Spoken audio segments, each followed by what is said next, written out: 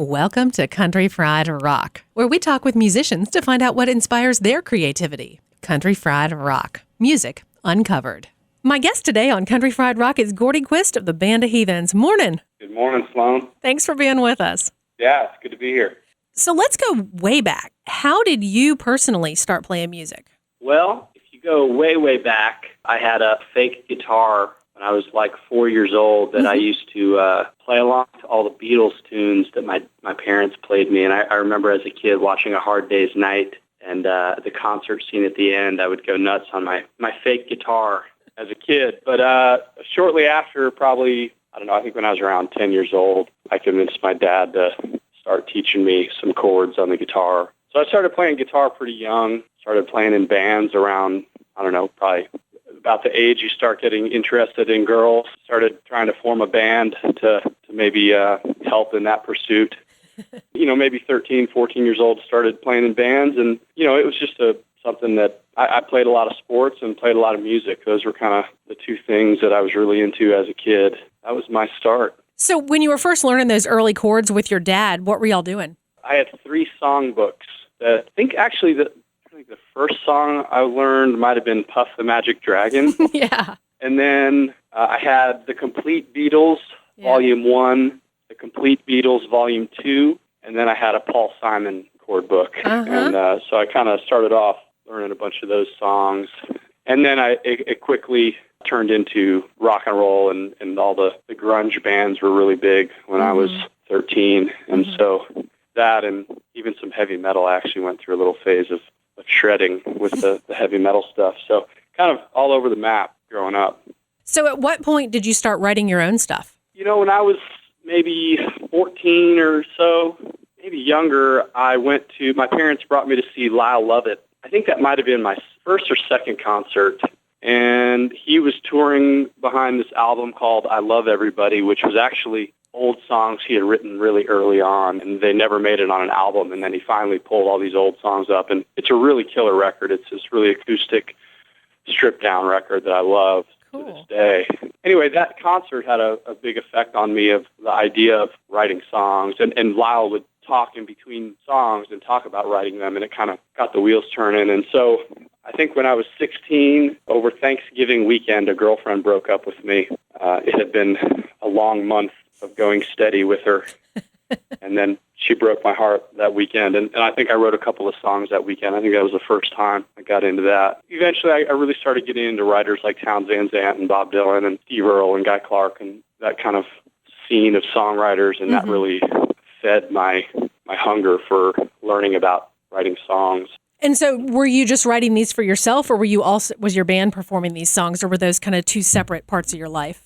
At the time in high school, I had a band. It was mainly a cover band, but we would throw in our originals here and there. I wasn't the singer in the band. I was actually just the guitar player, but I would write these songs and bring them to the band, and we would, every 8th or 9th cover song, we would throw in original and try to slip it past everybody. That was kind of the very, very beginnings of the thing. And in college, I played in a band that was all original, and I was writing for that band. What changed for you musically, moving from kind of that high school band into forming your own band in college? Not a whole lot, really. I mean, it was the same idea, just different people. I met a really great group of musicians. It started off just kind of, playing for fun, which is, I think, how I think that's how music is meant. It's meant to be kind of a social thing and kind of a therapeutic thing. And which sometimes I think you lose sight of when you're doing it for a living. It's nice to be reminded of that and to try to keep it in that light at all times. But, it was just fun. It was fun to go. I was making a little extra beer money, but it was a lot of fun. Still is. We were playing frat parties, small bar gigs up in New England where I went to school. Where'd you go to school? I went to Dartmouth College. Oh, yeah. Small college in New Hampshire. Yeah, actually, I played football there like 50 pounds ago. Yeah, the winter's pretty brutal, but I got to say the summer and fall are both amazing. As you got out of school then, was music going to be part of your life, or was it kind of something on the side? That's an interesting question. My path has been a little strange. Music was definitely the thing I was most passionate about and had been for a long time, but I had a lot of school loans and the kind of the general career path for the school that I went to was like, work hard, study hard, party hard for 4 years in college, and then go get a job on Wall Street making a ton of money.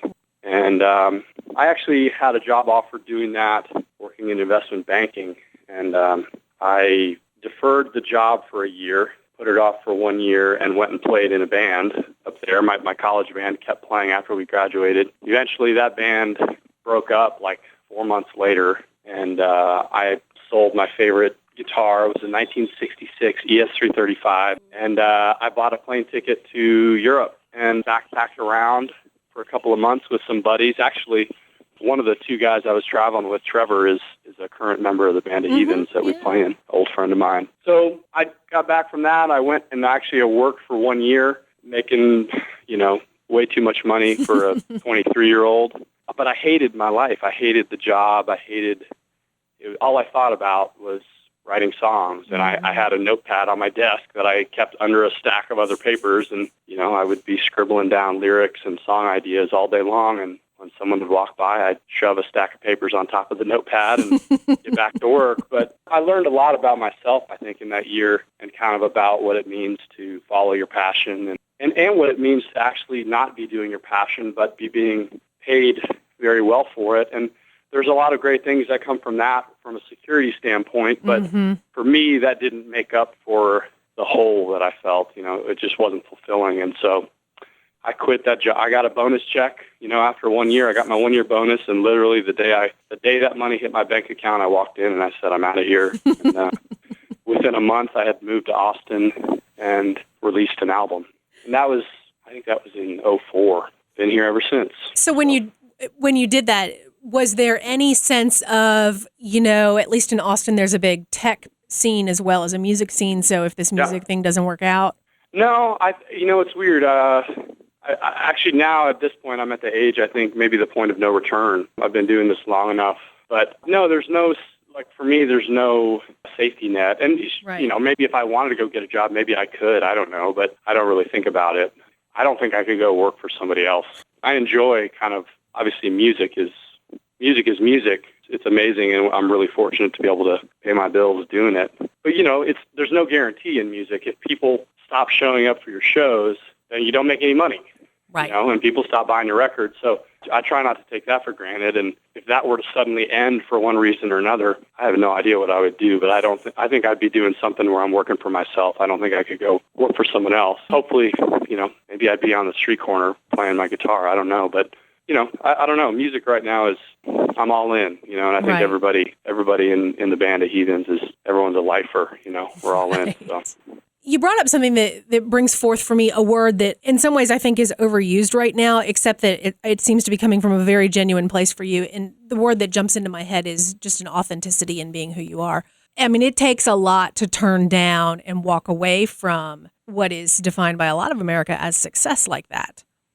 Maybe. I don't know. It wasn't hard for me. It was really easy, actually, because it didn't fulfill me. You know, for some people, maybe money means more to them. The fact that I've chosen a career in music now maybe says something about how I view money, or maybe that 1 year of my life defined how I view money. I don't know which one came first. A lot of it comes from how you're brought up, and my dad was a Navy fighter pilot, an airline pilot, and for him, he grew up on a farm in Minnesota and had nothing, and he watched the astronauts walk on the moon and said, I want to be an astronaut. And so he went down the career path kind of following his passion, what he thought was the coolest thing. And he ended up, part of that path as being a pilot. He ended up loving that, and so he kept doing it. So, maybe just following passion was something that was in me from childhood. I don't know. I think everybody has that. And for a lot of people, the hardest thing is finding out what your passion is. That can be a hard thing. And, I don't have any advice on that, except I'm fortunate that I figured out what it is for me, As you ended up then in Austin, what was your musical path once you got there?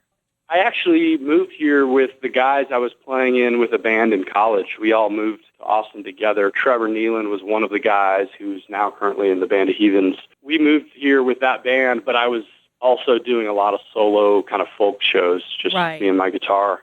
that band, within a year, that band had broken up again, and everyone kind of scattered except for me. I stayed here. My wife and I, we were dating at the time, and I wanted to stick around Austin both to be with her and because of the music scene. And so, I just started touring regionally around Texas, Oklahoma, Louisiana, and then just mainly with myself and my guitar. And I had one solo CD at the time, which I no longer sell. It was just kind of picking up a gig anywhere that I could. You didn't even have to pay me at the time. I was, telling people, hey, just let me open the show for 30 minutes. You don't have to pay me anything.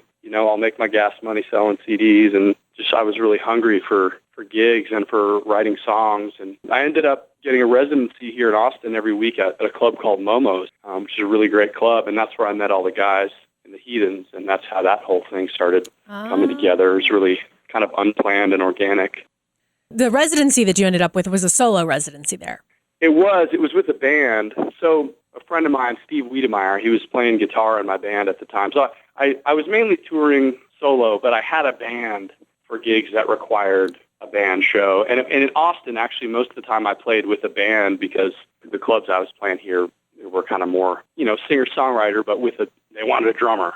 It was kind of a band setting. And this club, Momo's, had a really cool kind of scene going on where it was all musicians hanging out in the audience, and everybody would jump up and down off stage and sit in with their friends. My buddy Steve was like, man, you got to check this out. And he had his band that was playing every Wednesday night. And this guy, Brian Keene, had his band that was playing every Wednesday night. And Steve played guitar in Brian's band, and Brian would play keys in his band. And they both had the same drummer.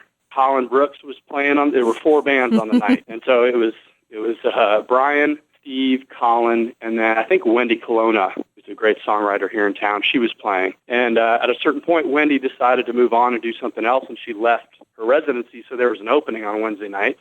So, called up Steve and called up the booking guy, and Steve called up the booking guy, and somehow I got my foot in the door. And, there's a ton of great musicians here, and it's hard to get a good gig, Right. So I consider myself pretty fortunate to be able to get in there, and people were really good to me to give me that chance. And so we started playing, and then eventually Steve moved to Nashville to join another band, and so there was another opening, and Ed Jurdy, who's in the Heathens with me, he had just moved to town, so he took Steve's spot. And so it was Brian Keene, Colin Brooks, myself, and Ed, and that we all had the same drummer. 2 of us had the same bass player. We would all kind of rotate in playing guitar or keys for each other throughout the night. That's kind of the seeds of the band. And we didn't know each other before this, but we all met there and kind of started becoming friends and sitting in and playing music together. And eventually it was like, well, why are we calling this 4 different sets? Let's just call it one band and all stay up on stage together.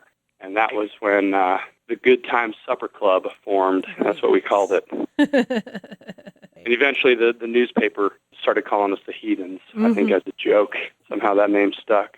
Hey, this is Gordy Quist from the Band of Heathens, and you're listening to Country Fried Rock. As it evolved live then, bands that form in that way tend to have kind of different processes in terms of their creative interaction than bands that say form and then ultimately say, oh yeah, we need to be playing out.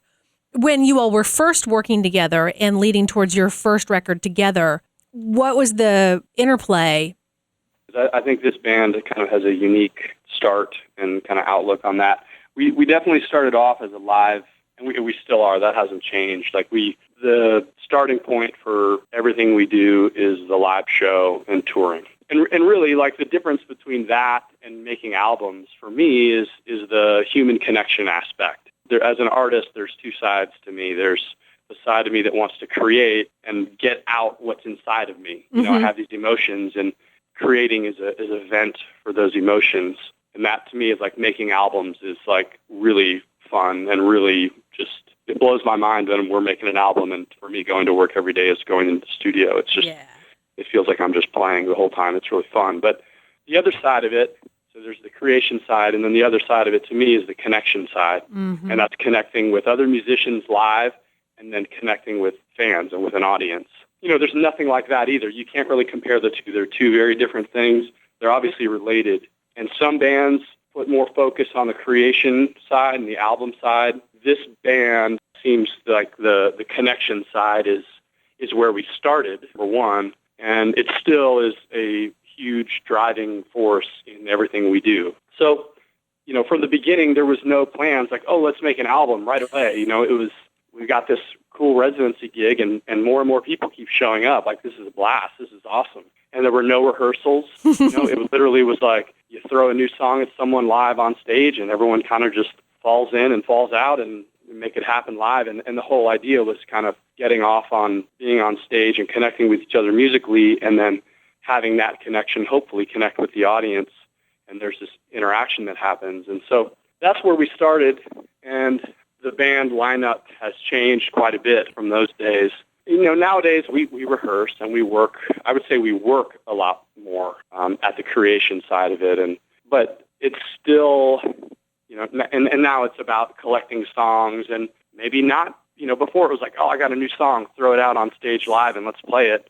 Now there's a little bit more of a calculation, and I got a batch of 20 songs right now that the band hasn't even heard. And it's kind of like about holding those back until the time is right to start playing them live, so they're fresh for us and for the audience, and they're fresh when we go in the studio. There's a debate on whether it's better to have the band to know all the songs before you go in the studio, or whether you just have a really tight band and you don't want them to know the songs, so let there's something spontaneous happen.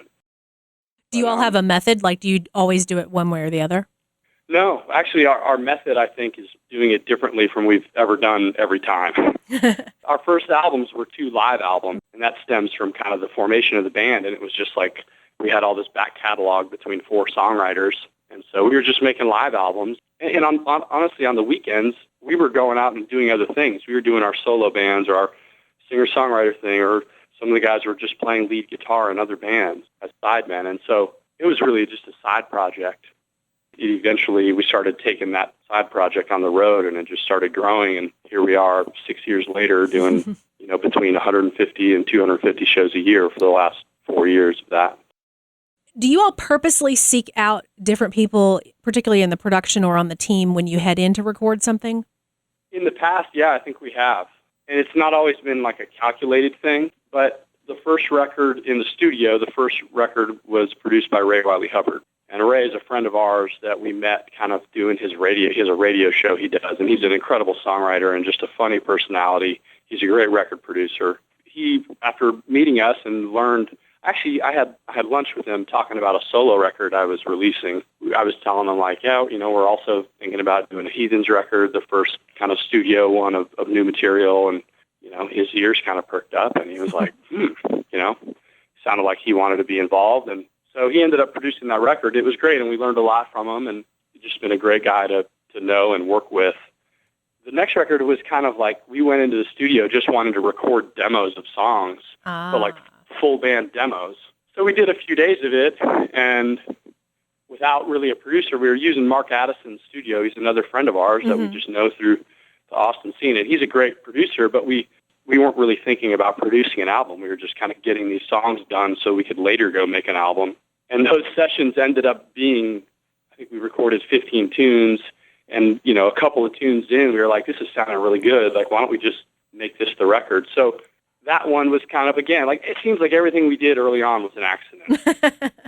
It was like not thought out. And there's something to be said for that. I think creatively, like there's something good that happens from not knowing or not having a plan and just letting whatever fly. And that's not necessarily in my personality naturally. That's something I've learned a lot from the other guys in the band and just from kind of this whole project and its nature. But it's been great. And so that album was kind of working with Mark, and really we were producing a lot of it kind of with our own ideas, and then Mark would also have, he was kind of like there were, say, 5 or 6 of us in the band, and he was the extra guy in the band with just as many great ideas. And so really Top Hat Crown, the most recent studio record, I think is the first time, again, we went in for 3 days and we recorded 3 songs, and they were not meant to be a record. We actually had a plan to do 3 to 5 songs with like 5 different producers. We had like 4 or 5 different people we wanted to work with, and we said, let's go do a couple of days with each one of them. And it's kind of expensive, and it kind of is a waste of resources in some ways, because you have to tear down and set up, and you find a whole new studio. And there were some other cities we were actually going to go travel to other places, and anyway, we did the first session with this guy, George Reef, who's a great producer, great bass player.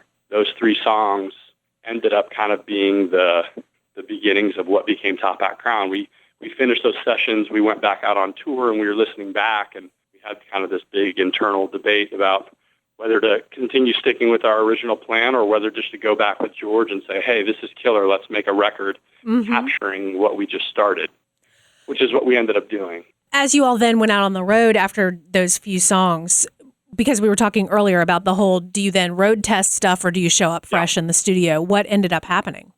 Well, I can't remember. I don't think we didn't really start playing those songs live yet. Maybe one of them. And actually, the rest of the songs, all the songs on that album, except for maybe 1 or 2, we didn't even show the band until we went into the studio. And that was the first time we hadn't road tested the songs. We had always kind of been of the mindset of like working it out live on stage and finding you want to find where the climaxes are and where to pull back and where, how the song flows live. And even our harmonies, we would sometimes just work out on the fly on stage as we're playing live. And for this record, we purposefully said, let's hold these songs back. When the record comes out, we want them to be fresh and new to the audience. And we want them to be fresh and new for ourselves, too, because we know we're going to have to play these songs for the next year, along with the back catalog. Every night we try to mix it up. We don't ever play the same set twice. So it was kind of a different process. And then being in the studio, working with George, and really coming up with arrangements on the fly, not just like, oh, well, we did this on stage. There wasn't any other... There were no good things that we found on stage to fall back on, and there were no bad habits that we had formed on stage that we were trying to avoid. It was completely just a blank slate. I enjoyed that. The band is tight. As a unit, we have been playing together for a long time, so there wasn't any question as far as us locking in with each other, even though the material was new. George, we had known, he plays bass with Ray Wiley Hubbard. He plays bass in a ton of great bands. When Chris Robinson from the Black Crowes does solo stuff, a few years back, he was using George. When Gary Louris and Mark Olson from the Jayhawks were doing kind of duo stuff, George was playing bass with them.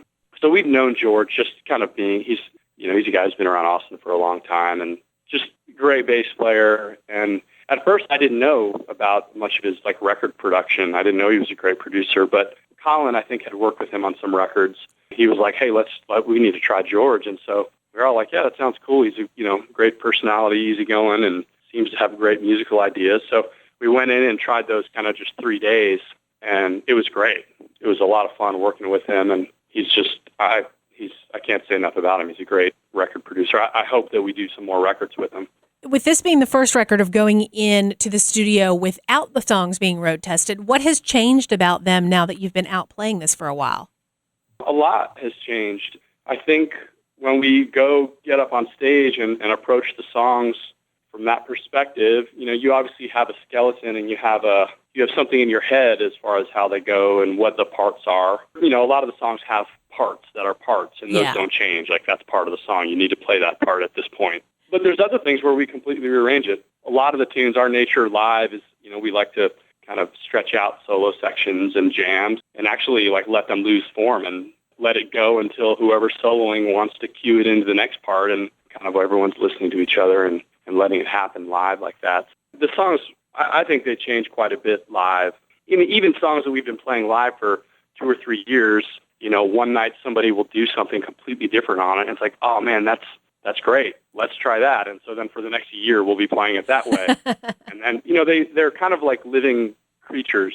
And even with lyrics for me, I'm not opposed to, I record a song and release it, and 2 years later I find a better line. I'll sing the better line. And, maybe it gets people scratching their heads a little bit. But to me, songs are, while you do capture them at one point, they're still evolving creatures.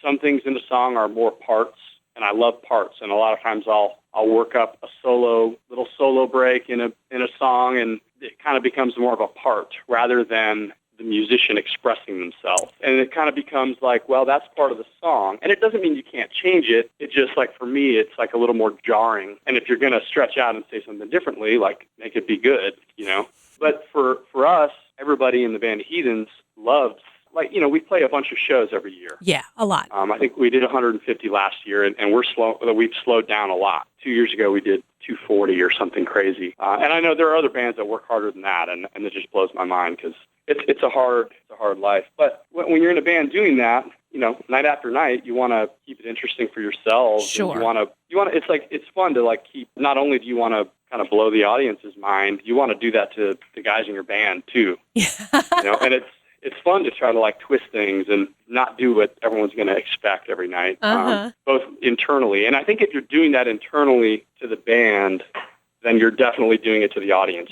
And so for us, that's been a part of it. And from a folk singer kind of songwriting perspective, I don't think improvisation historically has been a big part of the history of that. But in blues music, which is another aspect of what we do and hugely informs the American landscape of music and rock and roll, in blues, improvisation is, that's Freddie King might sing the same song, but he's not playing the same solo every time.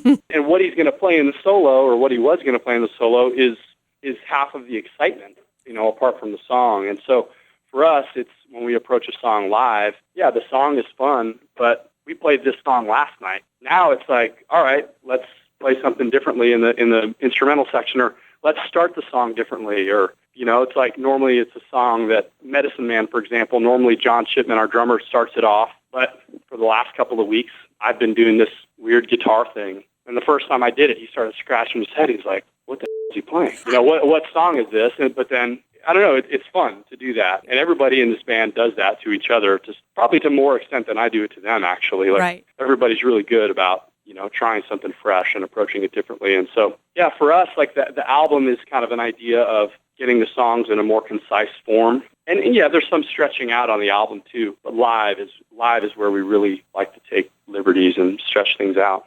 Hey, this is Gordy Quist, and you can find the Band of Heathens online at www.bandofheathens.com. You mentioned earlier that you've got maybe 20 songs or something already that the band doesn't know anything about. Are you constantly writing? How does that work for you? I mean, everyone has kind of a different approach to writing. But for me, actually the last 2 months, I started committing to writing a song a week. And about 2 weeks after I started it, another songwriting friend of mine, Owen Temple, who I actually write a lot with, and he's one of my good buddies and one of my oldest friends here in the music community. But he and I have a deal where Monday night by midnight, a song is due. We got to email each other a demo of each of our new songs. That's great.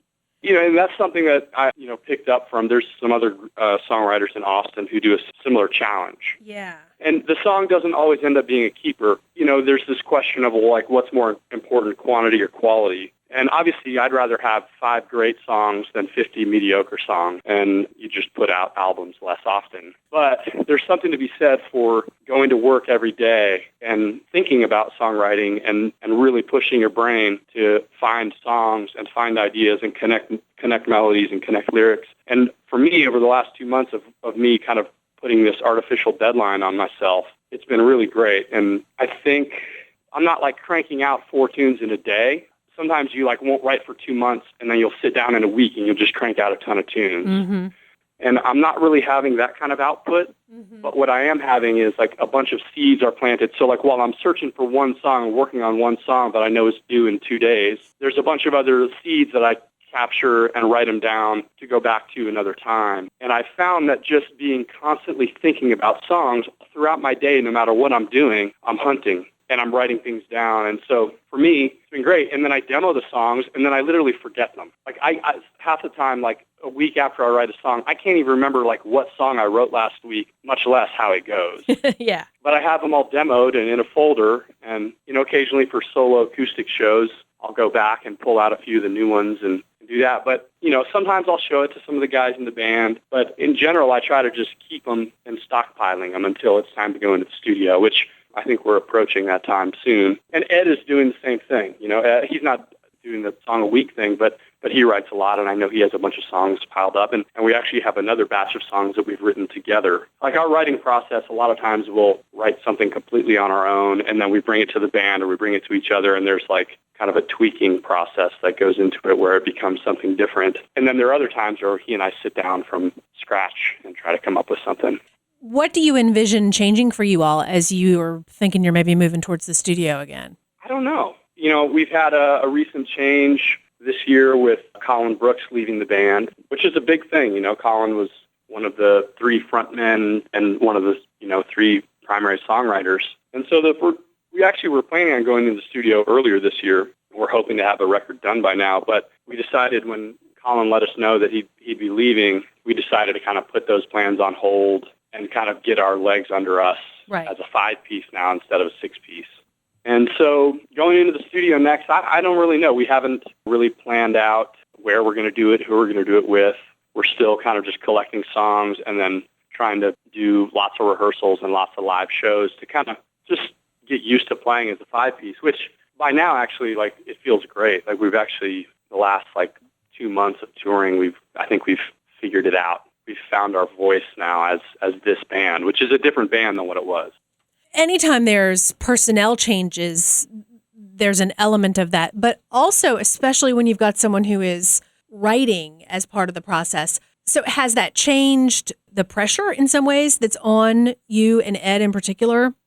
Yeah, there's an amount of pressure. I probably put more pressure just on myself, whether I was in this band or not. I want to write great songs. I love music and I love great songs.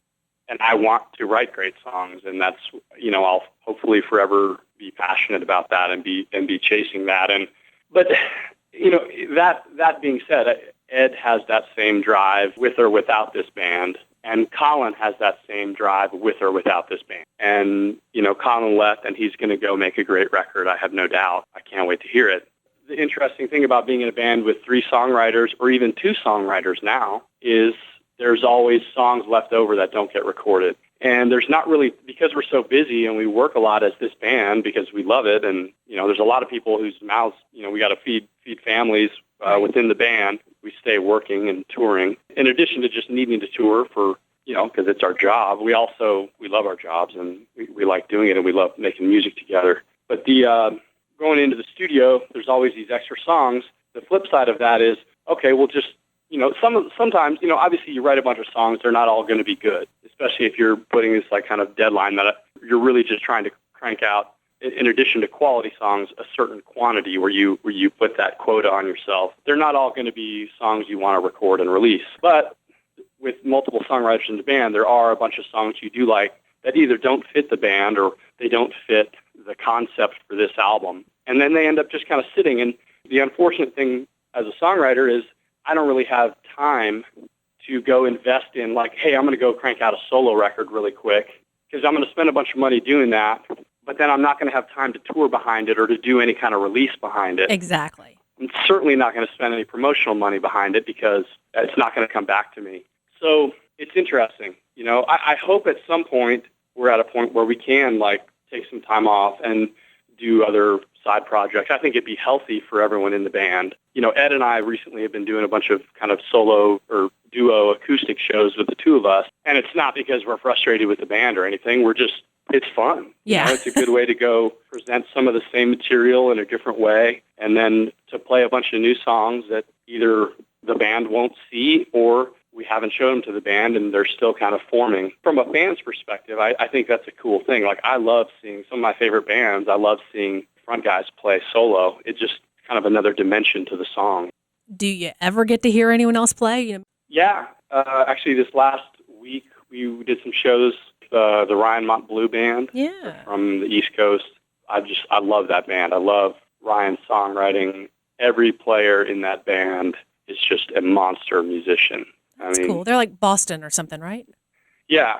They're from the Boston area, and we're actually doing some shows with them on the East Coast next week, I think. Mm-hmm. But they're just a great band, and so that every night it was great to be able to sit and watch their set. We did an afternoon thing in Keystone last week, and they played first, and then we played, and we were done by 6:00.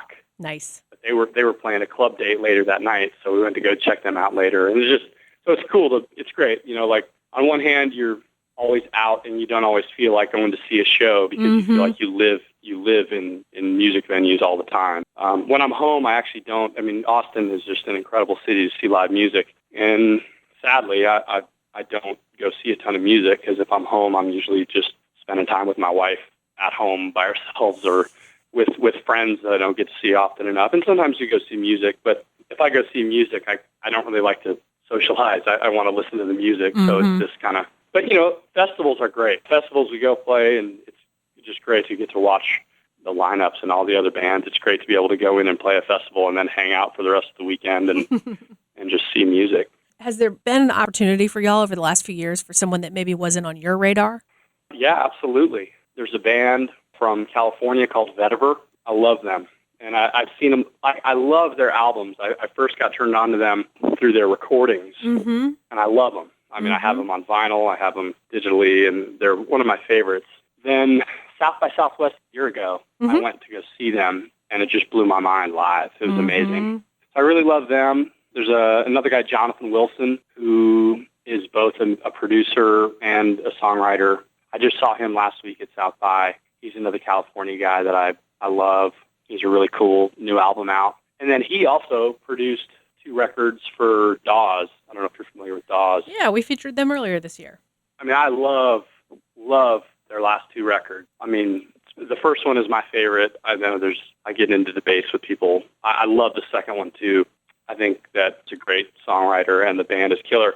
But what surprised me even more about how much I love their music was going to see them live in Austin like 6 or 9 months ago. They're just killer live. And it's very different. It's much more electric and kind of a frenetic rock and roll thing. But when I went to go see them live, I was expecting something more stripped down and acoustic. But, I mean, they didn't even touch an acoustic guitar. It was completely electric and rock and roll. And the songs that I loved on the record, they completely hold up in a rock and roll setting. They're killer. They translate completely with the energy, In fact, if I was them, I'd be tempted to go want to do a studio record that captures that rock and roll energy of the live show. But I love what they do in the studio. I love the kind of 70s, almost singer-songwriter feel of their albums. I love. They're one of my favorites. I really appreciate it. Thanks a ton, especially this early in the morning. Yeah, no problem. Thank you, Sloane. Country Fried Rock. Find the full playlist from this episode on countryfriedrock.org. Check us out on iTunes. No music, just talk. Our theme music is from The Full Tones. Our Country Fried Rock stinger is from Steve Soto and the Twisted Hearts. Country Fried Rock. Copyright 2012 by Lilypad Productions. All rights reserved. Ever he been helping us some country fried rock? Hey y'all, it's Sloane Spencer. Thanks so much for finding all these new old episodes of Country Fried Rock. I've got something completely different available these days called Sleep with Rock Stars. And it all started from a listener comment back in the very early days of Country Fried Rock who said, I slow these down to 75% and fall asleep to them. And I was like, well, over the years I started thinking about it, and I recently started Sleep with Rock Stars. It's the Gen X sleep podcast, and you can find it at sleepwithrockstars.com or your favorite podcast app.